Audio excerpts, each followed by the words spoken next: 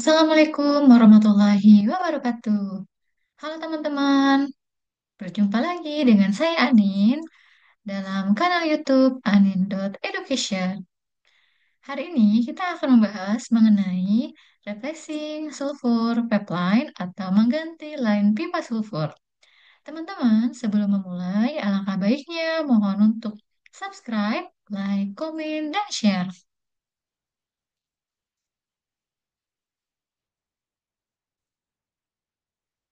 Teman-teman, pada kesempatan kali ini, kita akan membahas mengenai istilah sulfur.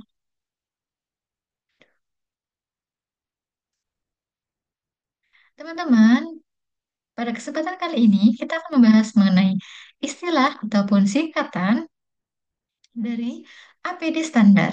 APD standar adalah alat pelindung diri yang standar digunakan di area proses plant yang terdiri dari pakaian kerja retardant, helmet, earplug, atau earmuff, kacamata respirator, atau sepatu safety.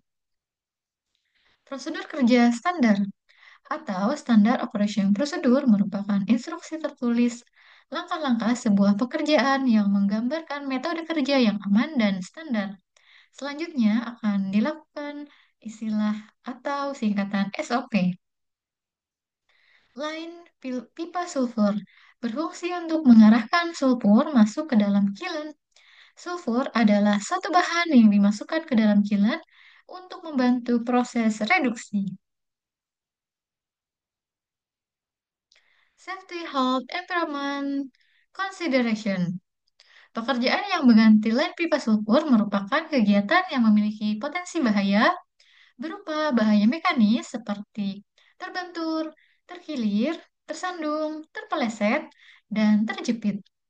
Bahaya elektrik yaitu tersengat arus listrik dari kabel extension. Dan yang ketiga ada bahaya tekanan, yaitu seperti terpapar tekanan dari dalam peralatan.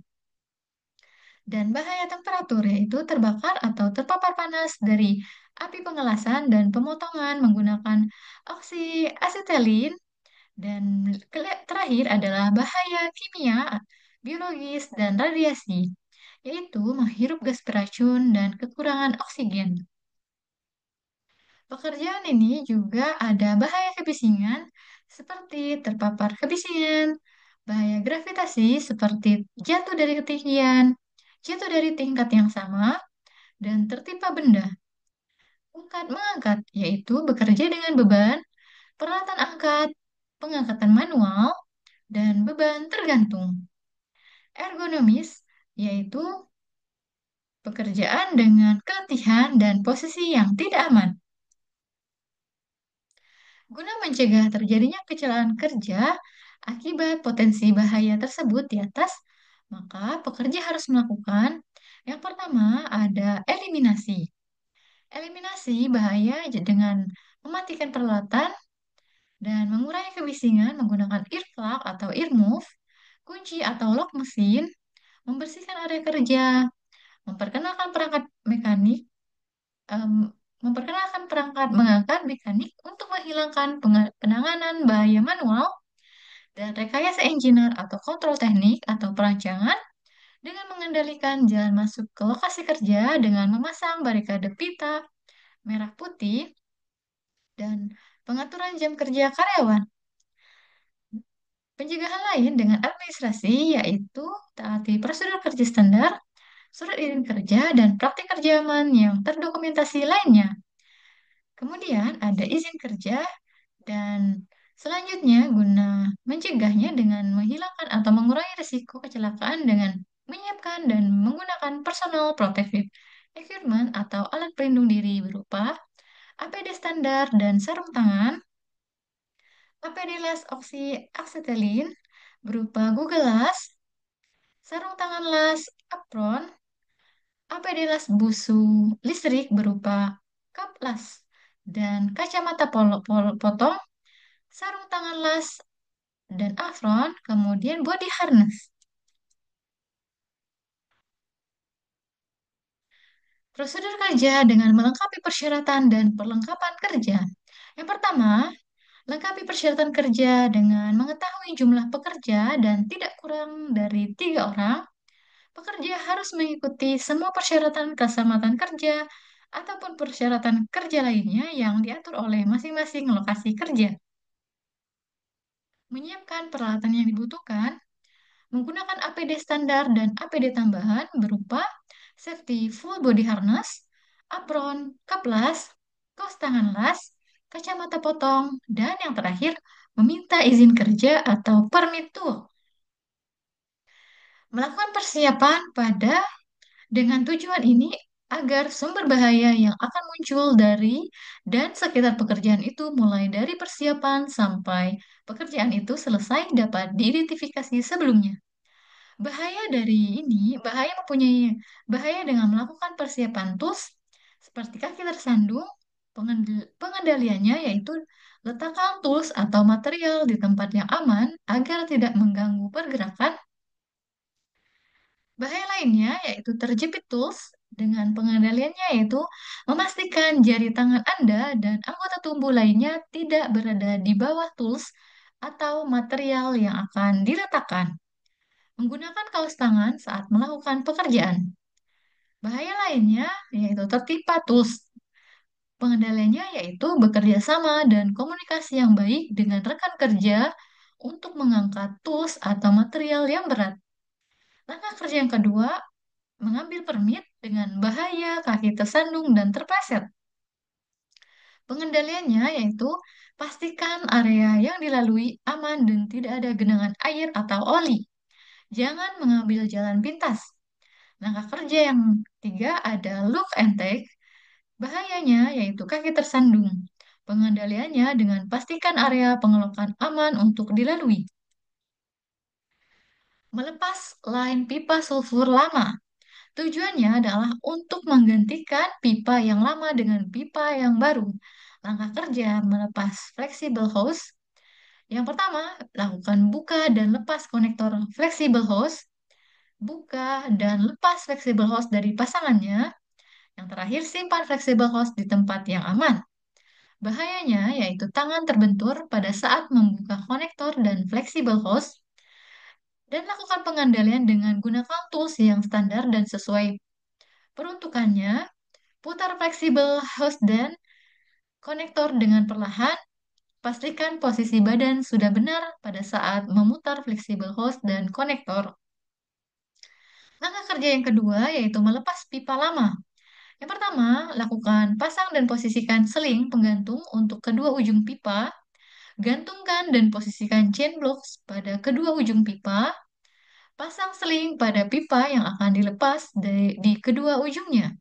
Cantolkan hook chain block pada seling yang terpasang di pipa. Tarik chain block hingga sedikit tegang. Buka dan lepas semua baut pengikat flanks pipa yang akan dilepas. Jungkil permukaan kedua flanks agar bebas dari pasangannya. Yang kedelapan, turunkan pipa dan letakkan di tempat yang aman. 9. Letakkan hook chain block dari seling yang terpasang pipa. 10. Lepas seling dari pipa dan simpan di tempat yang aman. Yang terakhir, bersihkan permukaan flanks pipa yang tidak diganti. Bahaya dari melepas pipa lama yaitu jatuh dari ketinggian pada saat memasang seling, penggantung dan menggantung chain block. Dan lakukan pengadilan dengan menggunakan safety full body harness. Cantolkan hook lanyard pada angkor, poin, atau static line. Jatuh dari ketinggian saat memasang seling, penggantung, dan menggantung chain block yaitu gunakan safety full body harness, cantolkan hook lanyard pada angkor, poin, dan static line. Gunakan tangga atau peranca saat naik di ketinggian. Melepas line pipa sulfur lama dengan tujuan untuk menggantikan pipa yang lama dengan pipa yang baru. Langkah kerjanya yaitu melepas pipa lama. Bahayanya yaitu tertimpa chain block saat digantung. Dengan pengendalian dari tertimpa chain block adalah jangan menggantung chain block seorang diri. Bekerja sama dan komunikasi yang baik dengan rekan kerja saat menggantung dan menurunkan chain block. Gunakan tali untuk menarik chain block saat digantung. Bahaya kedua ada tangan terbentur saat membuka baut. Pengendaliannya adalah menggunakan tools yang standar dan sesuai peruntukannya, putar baut dengan perlahan, pastikan posisi badan sudah benar saat memutar baut. Bahaya yang ketiga ada tertimpa pipa saat diturunkan. Dengan pengendalian jangan berada di bawah material saat diturunkan. Jangan dan gunakan tali sebagai pengarah. Bahaya yang keempat yaitu jari tangan terjepit flanks saat pipa diletakkan di lantai. Pengendaliannya yaitu pastikan jari tangan tidak berada di antara flanks dengan lantai saat pipa diletakkan. Memasang lain pipa sulfur baru. Tujuan ini adalah agar setelah mengganti pipa yang lama dengan pipa yang baru, equipment dapat beroperasi dengan normal dan sesuai standar operasi. Langkah kerja yang memasang pipa baru adalah yang pertama, bentuk gasket sesuai planks. Yang kedua, pasang seling pada pipa yang akan dipasang. Tiga, cantolkan hook change block pada seling yang terpasang di pipa. Tarik change block hingga pipa terangkat dan posisikan pipa dengan pasangannya. Masukkan pipa di antara pasangannya. Posisikan lubang baut antara flanks. Masukkan baut masing-masing dua di kedua flanks sebagai penahan pipa. Masukkan gasket di antara flanks. Pasang semua baut pengingat flanks dan kencangkan. Lepas hook change block dari seling yang terpasang di pipa. Lepas seling dari pipa dan simpan di tempat yang aman. Lepas dan turunkan change block dari seling penggantung. Lepas seling penggantung dan letakkan change block dan seling di tempat yang aman. Bahaya dari memasang pipa baru yaitu jatuh dari ketinggian saat memasang pipa. Lakukan pengendalian dengan gunakan safety full body harness. Yang kedua, cantolkan hook lanyar pada anchor point atau static line. Yang ketiga, gunakan tangga atau peranca saat naik di ketinggian. Bahaya kedua ada tertimpa pipa saat diangkat dan diposisikan. Pengendaliannya jangan berada di bawah material saat diangkat. Gunakan tali sebagai pengarah. Bahaya yang ketiga, tangan terbentur saat mengencangkan baut. Pengendaliannya dengan gunakan tools yang standar dan sesuai peruntukannya. Putar baut dengan perlahan. Pastikan posisi badan sudah benar saat memutar baut. Bahaya yang keempat, jatuh dari ketinggian saat melepas chain block. Pengendaliannya gunakan safety full body harness. Cantolkan hook lanyard pada anchor point atau static line. Tertimpa chain block saat diturunkan. Pengendaliannya jangan berada di bawah chain block yang sedang diturunkan. Gunakan tali untuk menurunkan chain block dari ketinggian. Memasang flexible hose. Langkah kerjanya yaitu beri teflon pada ulir flexible hose, pasang flexible hose pada pasangannya dan kencangkan flexible hose. Yang tiga, pasang konektor dengan pasangannya dan kencangkan. Bahayanya, tangan terbentur saat mengencangkan konektor. Pengendaliannya yaitu yang pertama, gunakan tools yang standar dan sesuai peruntukannya. Putar flexible hose dan konektor dengan perlahan. Pastikan posisi badan sudah benar saat memutar flexible hose dan konektor. Mengakhiri line pipa sulfur baru. Tujuan ini agar area kerja bersih, semua tools dan material yang tidak digunakan disimpan dan dibuang pada tempatnya, serta memberikan informasi kepada operator bahwa pekerjaan sudah selesai dan siap dioperasikan. Langkah kerjanya yang pertama, melakukan pengetesan dengan pastikan semua aktivitas pekerjaan telah selesai dilakukan. Lepas personal look dari safety device dan lepas safety device dari manual valve atau wheel valve, lalu pasang label pengetesan equipment. Minta operator untuk membuka semua manual valve yang berhubungan dengan penggantian pipa. Lakukan pengecekan untuk mengetahui kemungkinan adanya kelalaian pada equipment. Yang terakhir, lakukan perbaikan jika ditemukan kelainan pada saat pengetesan. Bahaya dari mengakhiri line pipa sulfur baru ini ada kaki tersandung dan terjepit. Pengendaliannya dengan pastikan area kerja telah bersih dan tidak ada tumpahan grease oli, dan genangan air. Melakukan pembersihan. Bersihkan semua tools dan kembalikan ke store. Laporkan kepada atasan jika ada material yang tersisa. Pisahkan sampah menurut jenisnya dan buang pada tempat sampah yang sesuai, seperti sampah umum, sampah logam, sampah beroli, sampah medis. Bahayanya punggung terkilir. Pengendaliannya pada saat membersihkan, pastikan posisi badan sudah benar. Nilai ambang batas iklim kerja indeks suhu basah dan bola ISBB yang diperkenankan berdasarkan Keputusan Menteri Tenaga Kerja Republik Indonesia nomor ke strip 51 garis miring men garis miring 1999 dengan pengaturan waktu kerja setiap jam, bekerja terus-menerus 8 jam per hari, waktu istirahat ringan 30, beban kerja 26,7 dan berat 25. Indeks suhu basah dan bola untuk di luar ruangan dengan panas radiasi ISBB adalah 0,7 suhu basah alami plus 0,2 suhu bola plus 0,1 suhu kering.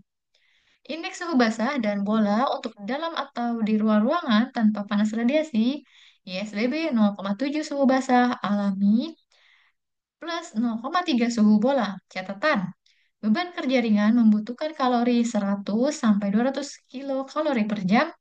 Beban kerja sedang membutuhkan kalori lebih dari 200 sampai 350 kilokalori per jam. Beban kerja berat membutuhkan kalori lebih dari 350 sampai 500 kilokalori per jam. Nilai ambang batas kebisingan.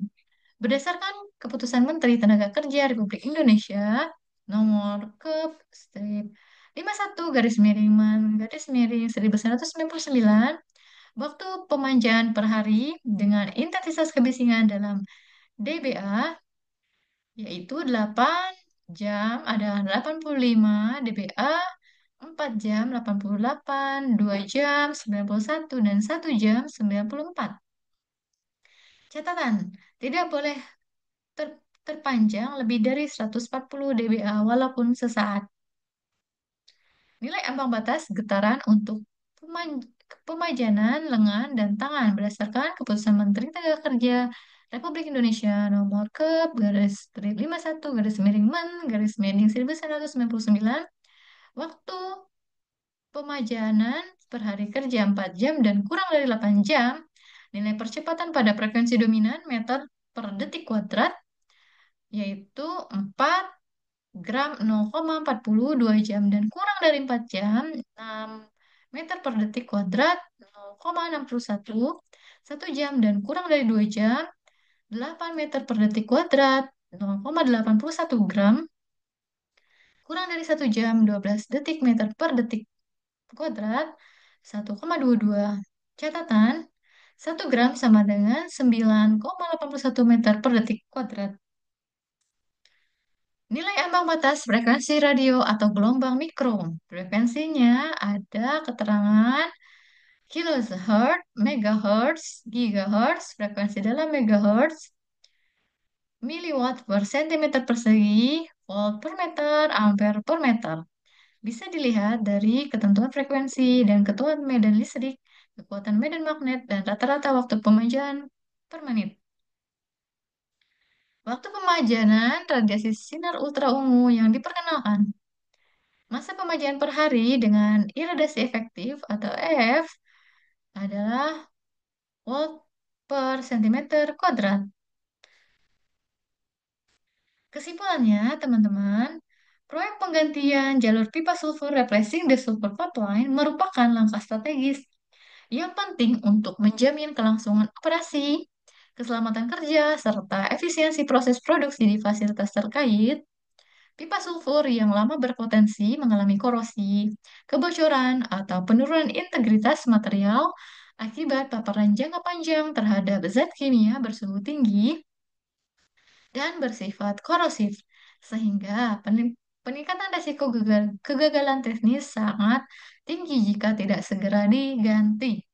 Penggantian ini bertujuan untuk yang pertama, meningkatkan keandalan sistem perpipaan sulfur. Yang kedua, menekan potensi downtime akibat kerusakan atau kebocoran.